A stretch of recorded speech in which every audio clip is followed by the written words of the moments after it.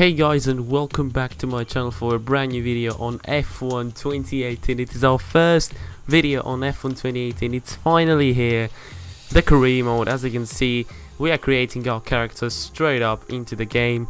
We are choosing a helmet. This helmet, designed by, I don't really think I pronounced the name correctly, Ziga. It's just a beast helmet, and we're just filling up the information. I'm choosing number 96 this year. I will let you guess why I have chosen that number. I ain't gonna say yet. I'm gonna keep it for a future episode. But as for the team selection, you guys have chosen for Haas. The selections for this year were Alfa Romeo, McLaren, Ferrari and Haas, and most of you voted for Haas F1 team, so that's the team that we're gonna be driving for, a team that I haven't raced for in the past seasons of my F1 YouTube career. As for a teammate, I like both Roman Grosjean and Kevin Magnussen, but in general I like Kevin Magnussen more. Like, I prefer him to Roman, so we're gonna choose him. As for the racing settings and all that, it's gonna be full qualifying. Formation lap is on. 50% race is the AI, because I haven't played an F1 game, a Codemasters F1 game, for like a year. It's gonna be on Legend 100, and if it's pretty easy, then we'll get it on 105 Ultimate AI. So yeah, without further ado, guys, as the race settings, you can see these are my race settings. Let's start this career mode, guys.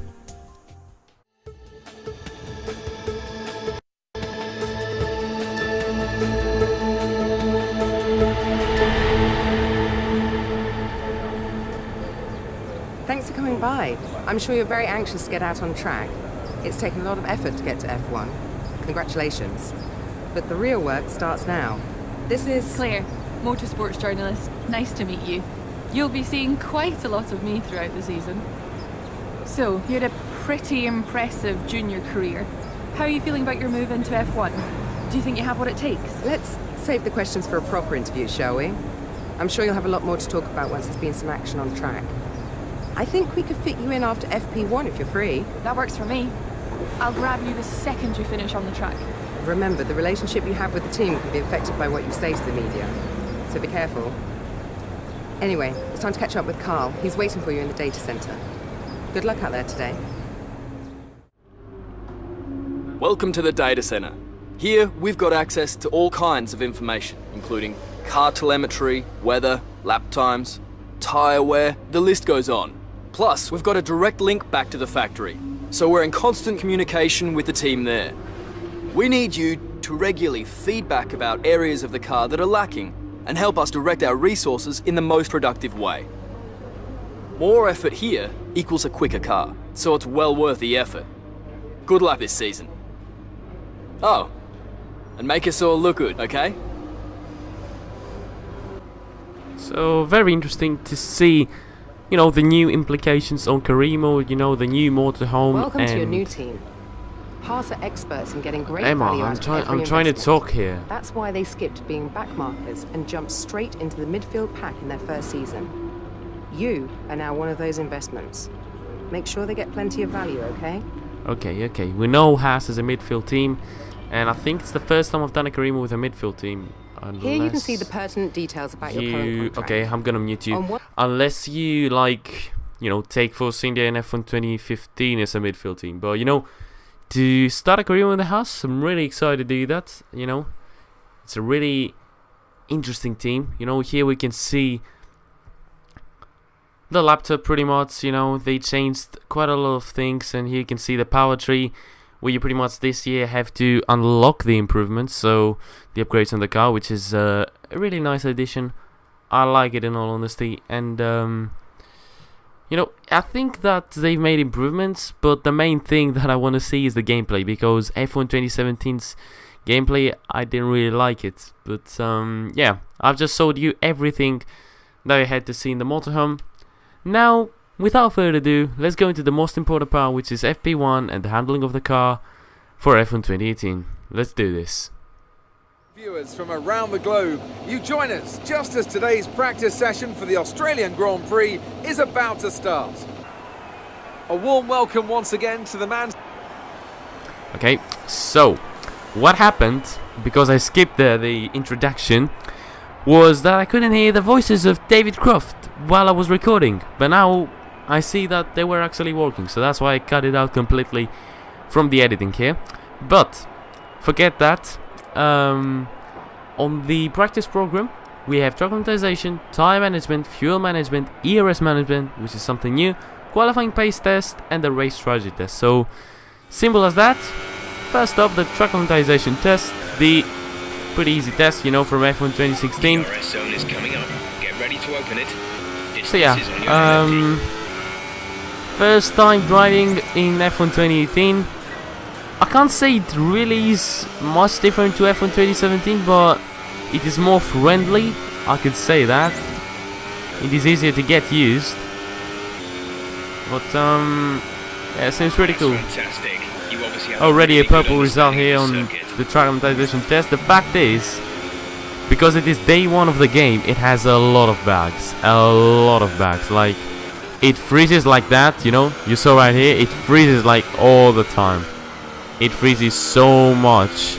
Like, it's just, I just can't stand it. Like, please, parts or something and fix that, because it just gets annoying. But here you can see tire wear, purple result again. I pretty much faked it a little bit into the last corner, you know, broke and make the tires go purple. But now it's time for the fuel management test. Pretty much, you know that you need to, yeah, just as Jeff says, you have to lift and coast. But you know, I never really was good on that test, and I don't really think I'm good again. Red lap here, that's pretty bad. Gotta try again. At least pass it. You know, get those resource points, because they're gonna be really important for us this season. The good thing about Haas, another red. The good thing about Haas is that they've got a Ferrari engine, which is the fastest engine on the game. So it's we actually have the best top speed out of the midfield, so that's pretty cool. And we actually passed that test. I'm really happy to see that on the third lap. We were able to pass that test and get on with the next ERS management test. A brand new test. You pretty much have to control the ERS and conserve it, I guess. I don't know. Reduce its usage or something like that. But as you can see around this corner, we're gonna be able to get that green lap. Is gonna be very close. We are actually going just about to get it. Energy management is looking a-okay. And that's already a pass here in the ERS management test. On the second lap, let's see how well we can do. We're going in for a purple here. And I think we could actually get it if we get a good run through the final corner. And yes, indeed, we have a good run, and probably that's a purple result here on the ERS management test. And there you have it, another perfect result here onto practice. And that was actually my FP1, so then I had to move on to FP2, and we had some interviews. The fans really seem to enjoy that. You made it look easy. Right, you know, It's been a lot of hard work. Just an but FP1. here you are, making your debut in Formula One. You must be thrilled. Oh God, 10 seconds, and the answers are so long. I guess that, I don't really know. So how are you finding things at the team? Are you settling in? Man, 10 seconds and the answers are so long. Give me some time, Codes. This is stressful. Okay? Let's go with this one. What are you expecting out of this season? Are you just aiming to find your feet in Formula One, or do you see something more? I know Haas wanted me to be a showman, but I can't really say that 50 years from now people will be telling the grandchildren about me, like... Appreciate Come your on. time. I think my Haas reputation increased there. I'm not really sure, but FP2 time, doing that qualifying pace test, and for anyone wondering, yes, I left FP3 for the race strategy test because I want to participate in all practice sessions. But already, you know, from lap 1 we are doing very well and achieving passing that qualifying pace test. Stop freezing game, because this is really annoying. It's not even my PC, like, my PC has no problem at all. I'm telling you, like, I've got a 180 Ti and an i7. It's down to the game. I think even Ben and R have the same issues, but I hope they fix it. But as you can see, another great lap here on lap 2. going in now for the purple result. Let's see if we're gonna make it. We are not, because I gave up on the lap due to mistake. But that was FP2. And another pass, not a successful one, but a pass. Next up onto FP3, I had to do the race strategy test with a little bit of traffic this time round. We have the Toro Rosso of Brendan Hartley here. But about the interviews, Haas want me to be a bit of a showman, but it's not really in me to have such arrogant answers, so I don't really know how is that going to work out for me and Haas. I hope they're not going to have a problem with my interviews and they're going to be happy with my performances if they're going to come. But I can tell you, I already feel like comfortable in the car. It's not like last year where it was the absolute worst experience of my life with that Honda engine. You know, it really was a terrible experience last year, and probably that's something also that put me off the game. But already a perfect result here in the race strategy test, all green laps. A really good test here on FP3, and that sums up my FP3. Nice and easy. So returning from practice 3, you can see the resource points we've actually gained from that practice 3 session, but at the end of the day, at the end it's going to show also the overall total of my resource points and also the reputation I have with other teams. So really interesting to see that also from Cody's. But now is the big time for the qualifying sessions. For the qualifying session, Q1 it is. Let's go and do this, guys. So Q1 it is a bit cloudy, as you can see. Let's hope it's not gonna rain, but I think in the weather forecast there was not any rain, as I missed the apex on the turn 1 here. But I think there's not gonna be any rain at all, and that is gonna be a pretty okay qualifying session. Lap 1 it was a pretty slow lap, and that's gonna put us in 6th position, 1.8 seconds behind the provisional pole seater on Q1. So I went in for another lap straight after the first one, and I had actually an improvement of almost 1 second, so a really good lap, as you can see, and it actually puts us into 8th position. Not that much of an improvement in terms of positions, but an improvement in terms of lap time. And as you can see, both of us passed into Q2. Great session. Let's get into Q2. Q2 it is, and as you saw, I think it was Lance Stroll, Marcus Ericsson, and Pierre Gasly. Oh my god, who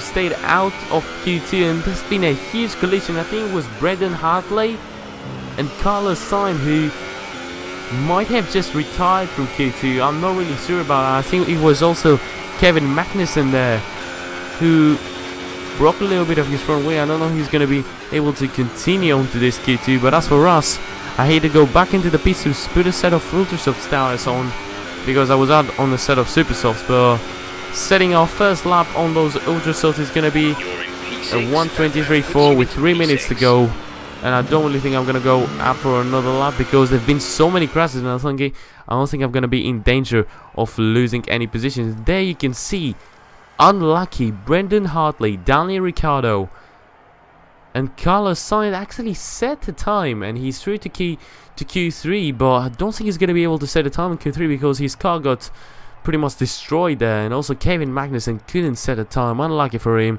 As for us, we're through to Q3. Let's do this. Time for Q3, as you can see, guys. This is my first lap on Q3, starting off my first lap on Ultrasoft tires, obviously. Let's see how well we can do. This is my first lap now, coming to an end. On pole position currently it's Sebastian Vettel with a 1:22.5. As for us, 1:23.6. That was pretty bad. A pretty bad lap. It's P4 actually, so not really gonna complain about this one, as Kimi Räikkönen goes on provisional ball with a 1:22.2. Now on a new set of Ultrasoft tires, we are going in for another lap. And this one is going to be probably an improvement of something like 4/10. So I'm gonna guess these tires are a little bit more worn. I got them up to temperature more easily, as I've just completely cut this corner. I'm really sorry, guys, about that. It's gonna be an improvement of 7 something tenths. Still in 4th position, but I'm gonna go for another lap now on that set of Ultrasofts. So let's see if we can improve like we did in Q2, and if that lap is going to put us somewhere above the top teams. That would be incredible to see. And the fact is, we're not really in a fight with the midfield, and that's a bit stressful because I think I should have put the AI on ultimate. But we're also gonna come up with conclusions after the race and see if we need to up the difficulty. But for the time being, I think I need to up it to high rate it a little bit. But 3/10 improvement right now onto this lap, 3rd position ahead of Sebastian Vettel. But bear in mind that the session is still got 1 minute to go, so Vettel could really get us again. Final results of Q3, it's 4th position for us. Kimi Raikkonen surprisingly on pole position, the 2 Mercedes behind him. We actually finished ahead of Vettel, who has also 5 place penalties, so down for the race, guys. New drivers, new cars, and a new Formula One season. But it's the same Albert Park that we've come to know and love for more than 2 decades now that hosts the first round of a 21 race championship, taking us from here in Melbourne, Australia, across the globe before we eventually reach the season finale at Yas Marina Circuit in Abu Dhabi.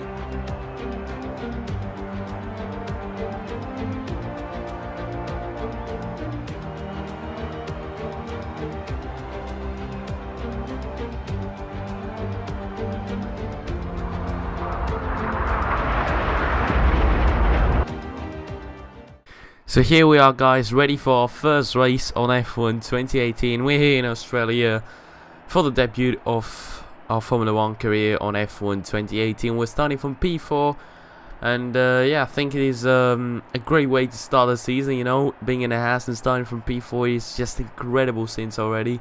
We've got 2 Mercedes and the Ferrari with Kimi Raikkonen ahead of us, and the strategy seems to be pretty easy, you know, a one-stop ultra soft and then onto the soft tires to finish the race. So without further ado, guys, let's get into the race.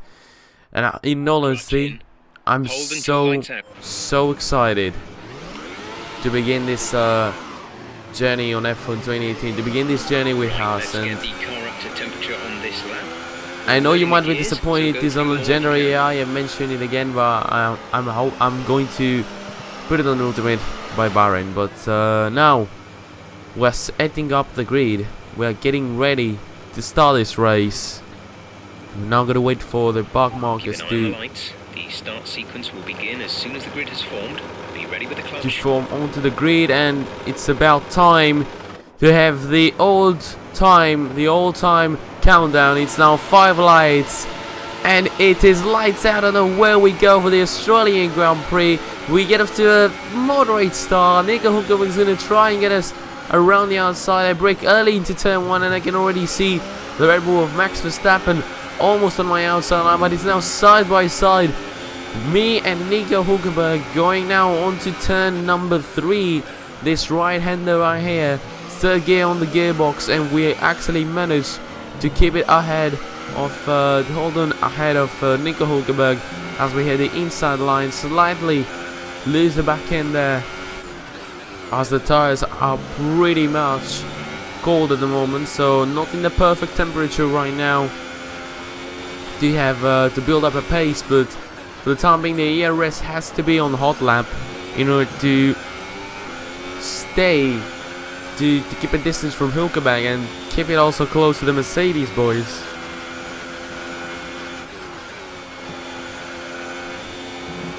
This first lap has been okay. We haven't lost the position to Hülkenberg, which was my main target for the beginning of the race. We make a slight mistake here, just about around wide. Hülkenberg up my inside. We got straight in front of him, and we don't give him any room to actually go in for a move. And so yeah, that is going to be lap 1 for us. P4 it is. As Raikkonen sets obviously the fastest lap. And now we are going to check out the start of the race. So yeah, it was a good start from Lewis Hamilton, who got off to the best start of the top 3. As you can see, as for me, it was a pretty okay start. Hülkenberg got off to a better start than me. He went round the outside of me. As you can see, Max Verstappen right behind. And then due to the Ferrari engine, I'm gonna guess that the Haas car has. I got a bit of an advantage onto the straight, late onto the brakes than him, and we had also the inside line, and we kept it straight on with him.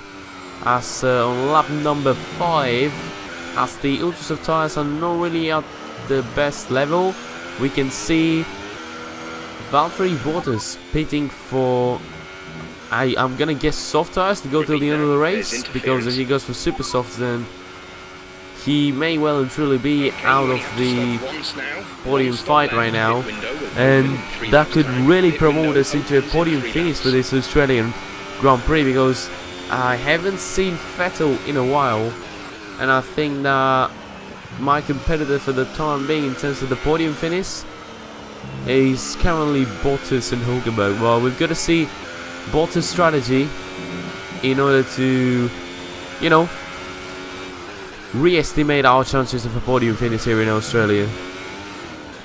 On lap number 9, as you can see, my Ultrasoft tires are all about to disappear pretty much anytime soon. And you can understand that from the fact that Sebastian Vettel has actually caught up to the back of me, and we're gonna jump straight onto the pits at the same lap as Kimi Raikkonen, and we're going in for a set of soft tires, guys, to go till the end of the race. So I think that's the best possible strategy, but I'm hoping that I've also tried to extend my my stint on the Ultrasofts, and I'm gonna be fresh on the softs. But is that going to cost us any positions? Let's see. I think, yeah, it is going to cost us some positions. As you can see, we lost the position to Hulkenberg, and at the same time, if you see right behind me, my teammate Kevin Magnussen has just made a move stick, I think, on Sergei Sirotkin on the Williams. Or has he made it? He's on the inside line, slightly lower from my teammate right behind, and I think he's now made the move stick, so he's trying to revive his race after a terrible qualifying session. But as for us, we've lost the position to Nico Hulkenberg now. We are in P10, I think. We might actually be on P5 or P6, depending on where Vettel comes out after his pit stop. So, for the time being, we just got to conserve a little bit of our ERS, conserve a little bit of fuel, and then when it's the time to attack or even like get closer to Hulkenberg, we're going to put it up to reach, put it up to overtake mode on ERS, and it's gonna be cool. On lap number 16, as you can see, Bottas is catching up to me nice and slowly with a Mercedes of his. He's probably made also the wrong choice in the pit stops, and Hulkenberg made the best choice in terms of strategy. But I think both me and Hulkenberg are on soft, and also Bottas is on soft, so all three of us are going till the end of the race. I don't know what is Vettel going to do exactly with his strategy, but the fact is that he's currently running on 3rd position, so whatever he's done, it's working out for him very well. I got Valtteri Bottas on my back, and unfortunately I don't really think I'm gonna be able to do anything but just let him go through. I mean, do we really need to waste time right now fighting Bottas? He's on a Mercedes, he's much faster than me, and he's in a faster car. Like, if I would fight him, I don't know for how long I would stick it ahead of him. But what I'm trying to do right now is stick behind Bottas. He's a fast driver, and we could take advantage of the slipstreaming of his. He's a fast driver in a fast car, and we may well and truly catch up together to Hulkenberg, me and Bottas. So as you can see right now, Valtteri Bottas is already attacking Nico Hulkenberg. Let's see how much of a fight he can beat to Bottas, Hulkenberg. Let's see. Bottas goes for an incredible move around the outside. Is he gonna make it stick, actually? I think he is, and Valtteri Bottas is just completing one of the most amazing moves I've ever seen already on this game. Like, the AI, you wouldn't expect the AI to achieve such a great move in the past years. Like, what an incredible move by Valtteri Bottas around the outside through there. and he stayed on the outside very nicely and completed the move, surprisingly enough. As for me, with 9 laps to go now, we are very close to Nico Hulkenberg. We're going to put the ERS on overtake mode. We're going to try and make the mistake on Nico Hulkenberg. So around the final corner onto the start finish straight now. DRS has been enabled right now. We're going to go for a move up the inside into turn 1. Nice and easy on the brakes. And it's going to be a move down for us. Back into P5 we are. And probably I think that Vettel is not going to pit again. And he's probably secured our podium finish for the time being. And so we've got the two Mercedes and the 2 Ferraris ahead of us right now. As for me and Nico Hulkenberg on lap 23, as you can see, Nico Hulkenberg is coming closer to me, and a little bit of pressure on myself there, and we make that mistake with just a little bit. Run wide, late on the brakes, slide it, and Hulkenberg is going to get me back around the outside there. We're going to try and stay close to him through here. Slightly lost the back end. I mean, the soft tires are a little bit like struggling right now. So, and I'm also struggling with them. You know, that late we ran wider and gave Hulkenberg the opportunity to overtake us. That was due to the tires. But now back to overtake mode goes the ERS deployment. And we're going to try and make something similar that we did 3 laps ago on Hulkenberg. This time I'm going to try and go around the outside. Let's do this. Around the outside, nice and easy once again on the brakes. And I'm going to say that was a little bit of an easier move than the previous one. And we're back to P5 now. So yeah, 2 overtakes this race, both of them on Hulkenberg. As Kimi Raikkonen crosses the finish line, he's going to win the Australian Grand Prix like he did back in 2012 and 2007. And he's also going to set the fastest lap, actually. Hamilton set the fastest lap just about. Now we'll lose the back end there, as my tyres have fallen off a cliff there. But is that going to give a chance to Hulkenberg to try and go for a late move into the final lap? I don't really think so. And I think we're going to hold it on for an incredible race here in Australia. Vettel actually overtook us, starting from 10th position. He went up onto 4th position, so a really good race for Sebastian Vettel. But as for us and the Haas team, he's going to be P5 here in Australia on our debut on F1 2018. Alright, race over. Take care of the car on the way in.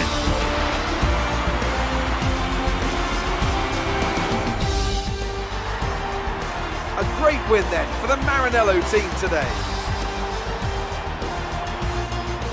So, Ant, how exactly did they set themselves apart from the pack today? I feel like consistency was probably the key today. There's being quick, and then there's being quick lap after lap after lap. If you can do that, you can capitalise on other people's errors without making many of your own. And that's an approach that can push you a long way up the field. So, here they come now, out onto the podium. Wherever you go, anywhere in the world, the prancing horse flags are dominant in the grandstands, and they're out in force again today. It's Ferrari on the top step once more. So yeah, congratulations to Kimi for winning the first race of the season here in Australia. Congratulations to Hamilton for overtaking his teammate. Congratulations to Bottas for the podium, you know, and also to Vettel for finishing from 10th to 4th. Incredible race for the German. And after this round of the World Championship, here's how things look in the Drivers' Table. Kimi Raikkonen takes the lead of the Drivers' Championship. And now I'd like to ask you, Anthony Davidson, who was your driver of the day? Well, I have to give it to Kimi Raikkonen. Consistency, good battle, sensible driving. He can be pleased with that performance today. On to the constructors then. Ferrari move to the top of the table. There'll be plenty more twists and turns to come this season. I hope you can join us at the next race to see just who will come out on top. So yeah, that was a race. Kevin Magnussen, as you can see, from 20th up into 40th. Great race for my teammate Kevin. As for us, I know we've lost the position from 4th down to 5th, but in all honesty, it's a great race. I think it's a great race because we've only finished behind the 2 Ferraris and the Mercedes. So, great race. We've also made 2 moves on the same guy by the name of Nico Hulkenberg. So, you know, he could be our rival going into this season. But yeah, great race in general. I really enjoyed it. So yeah, it was a great race. As you can see, also in terms of our rivalry with Kevin Magnussen, we've beat him here in Australia. But in general, the game felt really good. I can tell you, I have enjoyed it much more than last year. And yeah, I feel like, I don't know if it's down to the car or anything, but I've enjoyed it more this year. I've enjoyed it more already this first race than I did last year with F1 2017. But you can also, reputation also rising, you know what I mean? You know, we could go into a Ferrari move. No, I'm just joking. I want to make Haas a great team. That's what I want to do. Great work. Don't really That's want to go to exactly Ferrari the kind of straight result away. I'm looking for. Keep it up. We've received invitations to new historic events. You'll be able to choose whether or not to participate before the end of this weekend. Oh, I remember those from last year, if I'm correct. Yeah, it's those with the historic cars, but this video is already quite long. It's already a 30-minute video. So I won't be doing those, and in general I think I should just keep it to Karima for this one.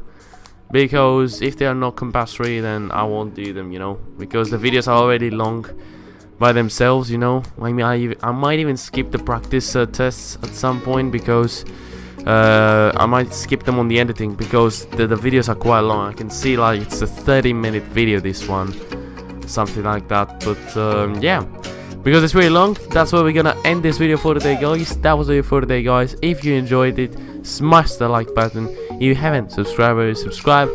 Follow me on Twitter, and until next video, guys, which is probably gonna be F1 2018 again, I'll see you next time. Goodbye, guys.